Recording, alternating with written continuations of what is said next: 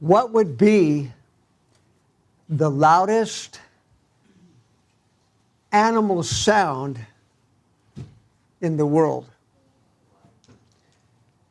There's all kinds of guesses. A lion's roar. There's the squeal of an elephant, and all kinds of guesses. But actually, the loudest sound from an animal in the world is under the water, the sea. And it happens to be this little guy called the pistol shrimp. Now, to put it in perspective, it's about the size of my pinky. A pistol shrimp. And so it has one enlarged claw that you'll see there, but that claw is so unique that when it opens up, there's like a pocket that's there that's very unique. And when they close it, it flushes the water out of that pocket. And but the thing is they snap their jaw closed so fast, it's faster than the speed of sound. We're talking over 700 miles per hour. It's so fast that it shoots out a jet of water. But because of the velocity of the water and how it shoots out, there's a little bit of water, it creates an air bubble. And then the air bubble implodes, creating a sound that's 210 decibels, which is about the sound of a gunfire. This little shrimp. Yeah, the sound of, they call it a pistol shrimp because it sounds like a gunfire. Now, under the water, it's almost like you're screaming above, the water, but scream underwater, it's different, right? So you don't hear it quite as loud underwater, but if it was on top of the water, that's how loud it would be.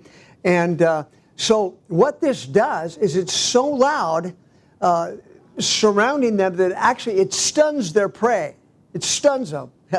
And of course it deters predators too, but it stuns the prey and kind of knocks them out, and then they can have their feast. So very interesting. The loudest animal is a little shrimp. Praise God. In 2 Kings chapter 7, and I'm going to use this in another direction having to do with what I just said. We've all heard sermons on this. I've preached on this, but not like I'm preaching on it today. It's a whole different thought here. So let's go ahead and read this story about a time when God's people were being surrounded by an enemy. And it got really bad because nobody could leave the city. Nobody could go in. Food couldn't come in or go, and water. And so these people were like dying. They're to the point where it's like cannibalism. It's really bad. And so, there's a promise that came from a prophet that everything's going to change, like tomorrow. Big change coming. But I want to read the story of just the 4 lepers, okay, that happened to be outside the city. And I'm going to read this story, and so just kind of follow along, and we'll fill you in as we go. And now there were 4 lepers, men with leprosy, sitting at the entrance of the city gate. Why should we sit here waiting to die? They asked each other. We will starve if we stay here. But with the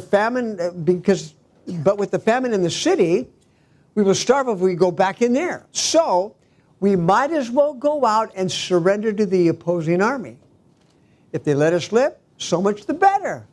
But if they kill us, we would have died anyway.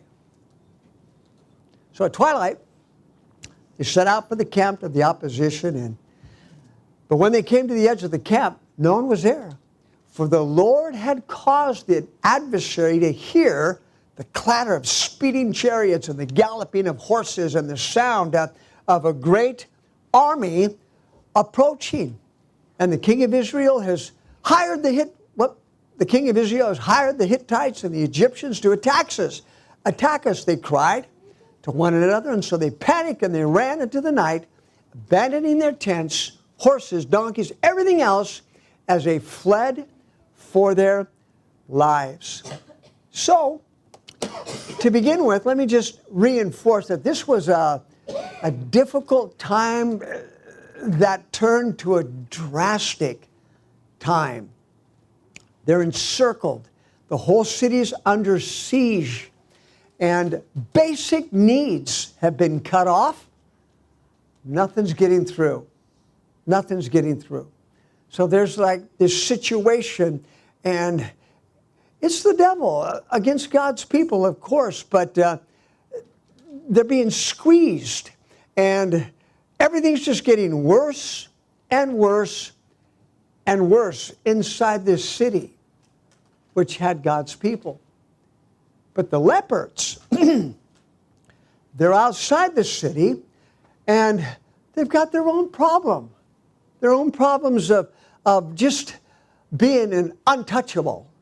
They couldn't get even close to anybody before they'd had to cry out, unclean, unclean, don't come close to me, unclean.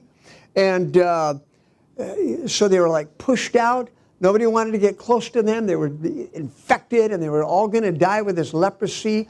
So not only was there all the problems of the city's siege and the lack of food and water and all that, but their own problems on top of that.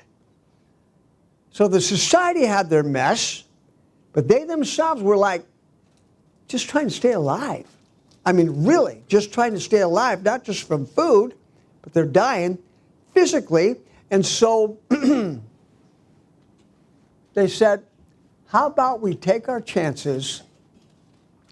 It's better that we die trying. So let's go to the enemy. If they let us live, great. If they kill us, well, we're going to die anyway. So they took their chances. But you have to think about this now. They're walking towards and walking into what I would call like a lion's den. Not a playpen, a lion's den. And so, they were walking into a people that wanted to kill them, wanted to take them as slaves, didn't like them. They're walking into that. Now, I was reading this story about, actually I heard it on a tape I was listening to, and I looked it up a little bit, but I remember this back in 2023, there's this attack on this guy to the right, Roy Horn, and it was the Mirage Hotel in Las Vegas, and but the lion decided to bite him and grabbed him with his mouth and tore into them, almost killed him and pulled them off stage. And yet afterwards, Roy Horn, he actually said these words, well, the lion was trying to save me. He claimed that the tiger was trying to protect him after he had suffered a stroke. So the lion somehow picked that up and grabbed him and drug him off stage, but he was trying to protect me. What, do lions understand bloodletting? I mean, what are you talking about? No, that's an excuse. You're just trying to protect your 35-year-old job of training lions and having a show. And, the whole thing shut down. But, we're talking about they're walking, these lepers with all their problems, they're walking into a lion's den. Now, this even movement for them was hard. Just to move. They had leprosy. It was extra hard for them. And they're coming with all these rags and bandaged up and open sores. And, I got to thinking about this, and I want to relate this to actually you and I living in a world that is unfriendly to the gospel message, unfriendly to the name of Jesus and the good things that we have to say about our God and what God's done in our life. You know, there's some people that have, I don't know, something about some people that I've pastored. It's just really easy for them to witness. I've ran across a few of those. But for most of us, we think about witnessing and we begin to panic. And, panic inside and just the thought of lifting up Jesus. Are they going to reject me? And how do I enter in and convince them they need God and they should go to church and they need Christ? And so it's just not so easy for most of us. Am I right? For me, I've been pastoring, 41 years plus. It's still hard for me to try to break in and witness. And, I've learned some tricks. It's gotten a little easier, but still there's that little panic of just beginning, but we're walking into, and we know what we're walking into, as in Ezekiel, okay, chapter 2, God's talking to his servant, my servant. I'm sending you to a rebellious nation. Whether they listen or refuse to listen, at least they'll know that they've had a prophet among them. Don't fear them or their words. Don't be afraid even though their threats surround you. And do not be dismayed by their dark scowls. You must give them my message, whether they listen or not. So, if you've been saved at all, and you've witnessed it all, then you know that your witness isn't just one way. They generally have a comeback of words. And like in the text, it's not always just words. It's threats. It's degrading. It's scowls. It's angry faces. And we kind of know. They just refuse to listen. Sometimes they're polite, but they're not listening. No, thank you for the flyer. But you leave it like, throw it on the ground. And so we know that. It's not easy. And so this is what the lepers were doing. They're walking into, and they're wanting to convince them, keep us alive. And we're not bad people. And I know we're lepers and we've got cooties to you, but we'll behave. So they're walking into this, and it wasn't so easy. The only thing that made it easy for them is that if they kill us, okay, well, we're going to die anyway. But they're not going to kill us. They're just going to make us feel small, really small. So, a thing that I had gone on to read in Ezekiel as my daily morning reading, I picked up that verse, but the next chapter, God kind of tells him something. Ezekiel, he says, I want you to take my message to people, and they're not going to like it. They're not going to listen to you. They're going to make faces at you, they're going to mock you. And so, but look what God tells him. Hey, look, Ezekiel, I've made you as obstinate and hard-hearted as they are, but just in the opposite way. Hard-hearted for being right, okay? Hard-hearted for having the truth. And so I've made your forehead as hard and as the hardest rock. So don't be afraid of them or fear their angry looks. I've appointed you as a watchman, so warn people immediately. Warn them. So he's appointing this man to sound the alarm. And you go on to read in verse 18, he says, and tell them you're under the penalty of death. Tell them, warn them. And that's our job. So we're in a world we're surrounded by, and they kind of don't want to hear, but they need to hear. You tell them, they refuse to listen. Tell them anyway. It's like a lion's den, I know, but tell them anyway. Don't be afraid. Sound the alarm. and go ahead and bring it out like we talked in the Bible study, the blood of Christ. But he adds here, and you're under the penalty of death. You're going to hell, dude. You're going to be eternally separated from God unless you've been covered with the blood, that precious blood of Christ. So, but let's tie this all together now. The shrimp, the leopards, the witness. Pastor, you're all over the place this morning. Okay, let's tie it up. As these men are making movement, they're just making movement, they heard the opposition. They heard something that was supernatural. Something happened in the spirit world where they actually heard in their ears, and it was so powerful, it got down into their bones. And they believed it, and they ran. Okay, the enemy, they left all the good stuff, and they ran for their lives. There was no speeding chariots. There was no galloping horses coming after them. There was no great army. There was no attack. But the Bible says the Lord had caused their adversaries to hear. The Lord had caused their adversaries to hear. God did that. Something supernatural happened as they were making their way forward toward the opposition. Not that, sinners are the enemy. I'm not saying that. We're just trying to get them saved. I'm on your side. I'm just trying to get you to go to heaven with me.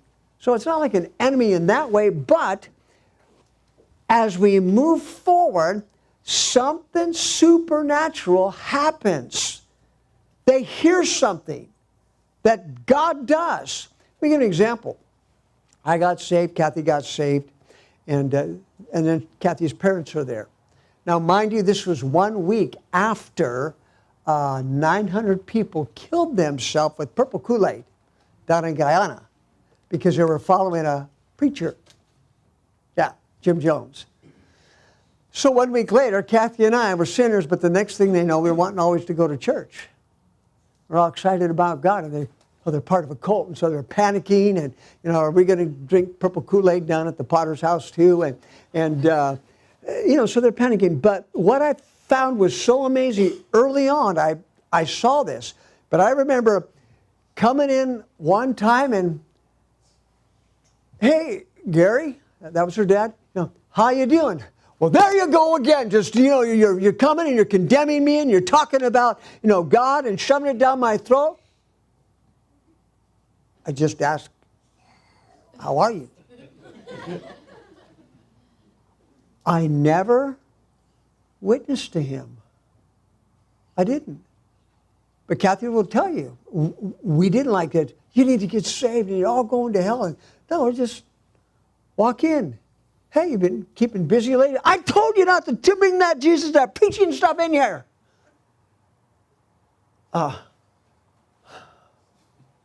He's hearing something. That's supernatural. Because I wasn't saying it. And I was blown away as I just was moving. And yeah, I would maybe talk about, hey, God's really helped me. Hey, I don't smoke dope anymore. Whatever, just little things. But the way he's hearing, the simplest thing, it was supernatural. It was overwhelming to him. He couldn't take it. And he was a policeman, and he's a tough guy, but he couldn't take just me being there, just walking in. Kathy too. It's like, it was something that they heard that was supernatural. I'm telling you, it takes place. And what this is it's God that when we just try to do something that's right, God amplifies it. God called Moses up to the mountaintop in Exodus 19, and it says these words, that the Lord thundered thunder roared and lightning flashed. Wow. Thunder and lightning. And then in Psalms chapter 29, it talks about God, the voice of the Lord, and it echoes above the sea, and his thunder strikes with bolts of lightning, and is powerful and majestic. I'm quoting. It splits the cedar, and it strips the forest up. It makes the wilderness shake. The voice of the Lord. That's supernatural. God does something, and it's supernatural. So that brings us to just the audible name of Jesus in our witness. It's more than just an invitation. Hey, you really should come to church. God wants to help you. No, it's the audible name of Jesus, to lift up Jesus, to lift up what he did for us. He shed his blood for our sins. That name of Jesus, when you lift it up, when you speak the name of Jesus, something supernatural kicks in. And he's more than a teacher. He's more than an enlightened man. He's more than a self-help guru. He's more than just an esteem builder, self-esteem builder. But when a believer is calling out and speaking the name of Jesus, it's explosive. Explosive. And at the name of Jesus, every knee shall bow on heaven and in earth and under the earth. At the name of Jesus, it's so powerful. It's just a whoosh, and this push, and a bubble imploding, and it's gunshot. It's like, whoa, whoa, that was cool. The name of Jesus, it's powerful. Now we know the power resides in the person and the belief in that person. We need to pray in Jesus' name. And there's the authority that comes in Jesus' name, and demons tremble at the name of Jesus in James chapter 2, verse 19. They believe and they tremble. In fact, in one place, the demons say, as they're being cast out, and the man uses the name of Jesus, we know Jesus. We know Jesus. They tremble. So, in the text, 4 men decide they want to move forward, just to do something that they're trying to survive and stay alive. And we can liken this unto you and I just taking steps, doing what we need to do to win people to Christ. But it amplifies when there's this synchronization.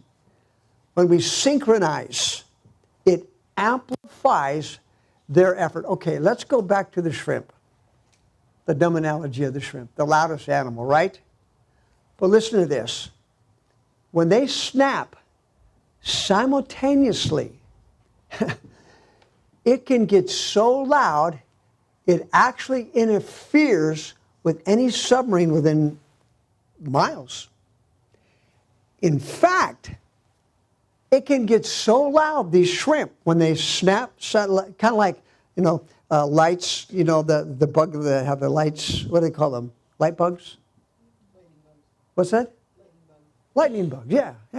So they get in sync, but when they shrimp, when they get in sync and they start doing this, it can actually, and has, because of the sound and the impact, it's dented ships and bent rudders on ships.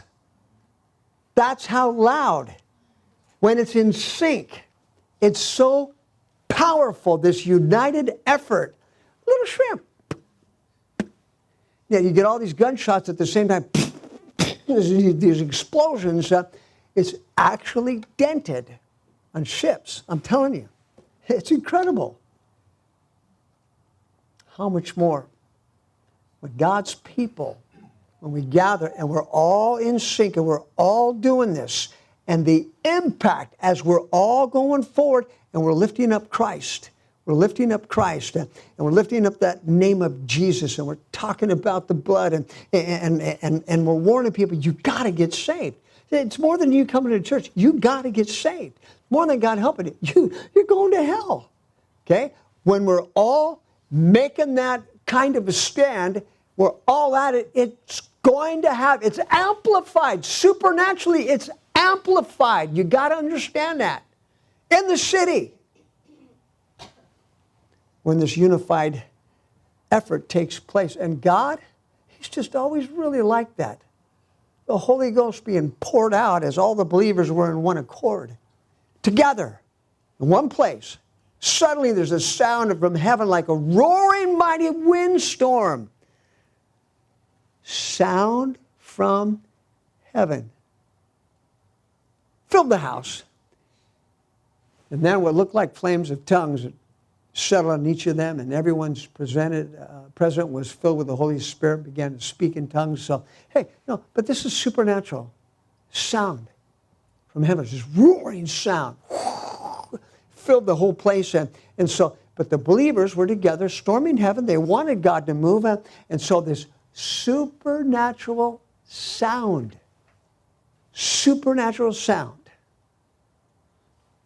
came from heaven.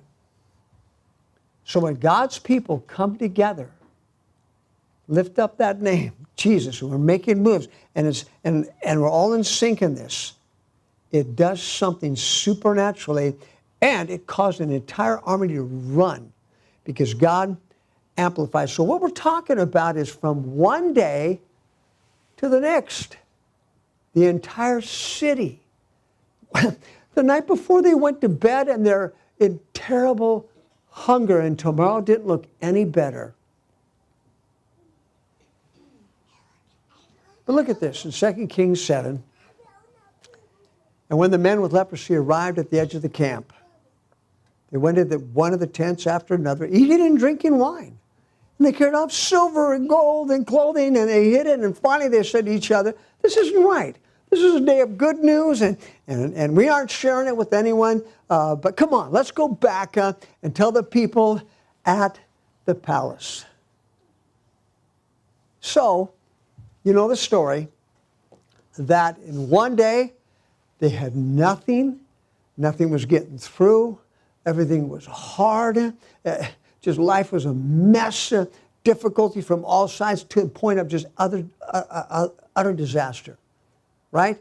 But now, the next day, they wake up and there's so much food, they don't know what to do with it. The army's gone. They fled. They left everything behind. The opposition completely disappeared. Their answer in every hope and prayer was filled. The appetites were more than filled. Wow. So a nation reaped from these four men, moved forward together, and their courage. Walking into the lion's den. What happens, happens. But we're going into this. And praise God. That's what God wants to do. All of us. So, let me stretch this analogy just a little bit further. It'll stun people.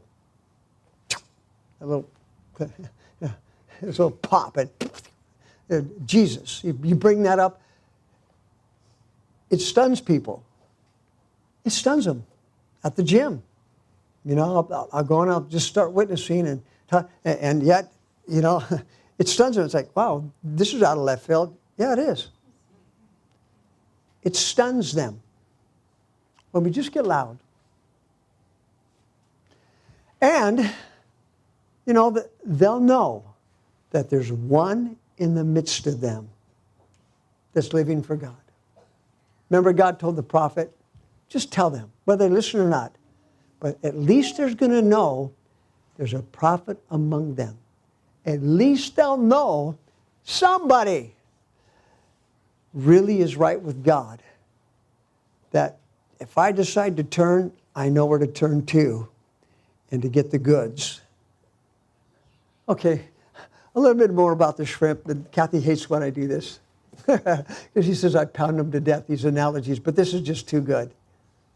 These little shrimp, and this pop like a gunshot underwater, but it produces a rare phenomenon. This seldom happens. It's really rare. It's called sonoluminescence. Sonoluminescence.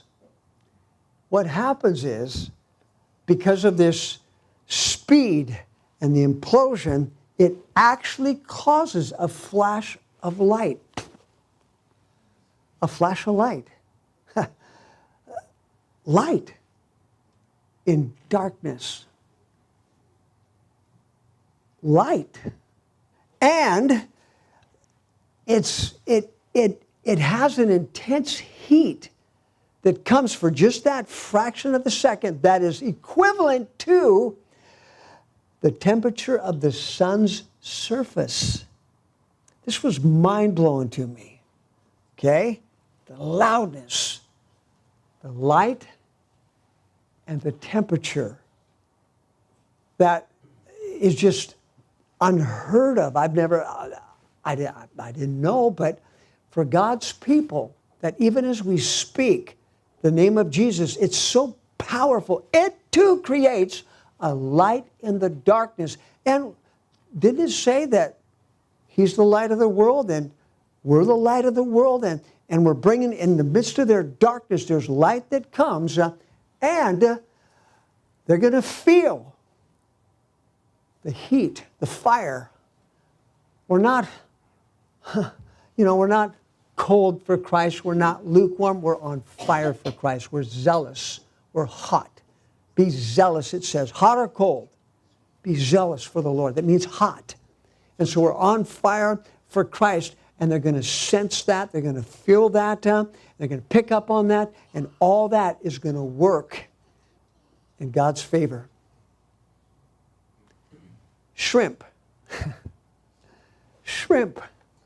Little shrimp that have that kind of power. And scientists have figured it out. But the power that we have in unison of lifting up the name of Christ and what that does, and their faces will be there, and their scowls will be there, and their comebacks will be there. But you know what? Something's happening, and it's supernatural, and God's getting through. Can you say amen? God's getting through, but we have to be in unison. One trip, it's not going to work. But when we get in unison, God seems to breathe on that, and it's magnified. We saw it in the text, the sound, the supernatural sound that came from heaven. And so, before we go any further and wrap this up, there's another supernatural sound. It's called the knocking. The knocking. Jesus says, do you hear my knock? I'm standing at the door of your heart. I'm knocking. It's a supernatural knock where you feel, where God just is like you once in your life. He's trying to get in. And in Revelation 3, here's the verse. I'm standing at the door, knock. And if you hear my voice, open the door. I'll come in. I'll come in. And so if you've never opened that door and you're hearing the knock, if you're under the sound of preaching right now, you're going to hear the knock. God wants in your life. He's powerful, so powerful. Open the door. Let Him in. Let Him be your God. Backslider, God's knocking. He wants back in as well. And for God's people, we need something supernatural. Invitations aren't working. We need something supernatural. Speak the name Jesus. Talk about the blood. They'll be stunned. Yes, it never, ever will be the atmosphere or the time to tell them. Never will it be. You just got to open your mouth and you set the atmosphere. Praise God. And God will make sure there's light and there's going to be the heat and it's all going to come together. Did that make sense this morning? I hope you followed that. Father, in Jesus' name.